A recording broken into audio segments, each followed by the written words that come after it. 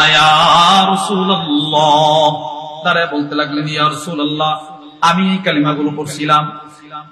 আল্লাহ রাসূল একটা মুস্কি হাসি দিয়ে বলতে লাগলেন সাহাবী আজিবতুলাহা, তোমার কালিমাগুলো দেখে আমি আশ্চর্য হয়ে গেলাম। সুবহানাল্লাহ। কেন আশ্চর্য হইলেন?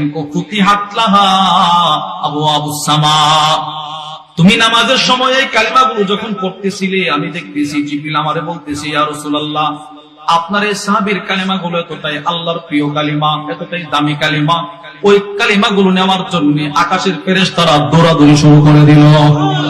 আকাশের সবগুলো দরজা খুলে দেওয়া হলো, কার আগে কে আইসা তার কালিমাগুলোর সওয়াবগুলো নিয়ে যাবে। সুবহানাল্লাহ।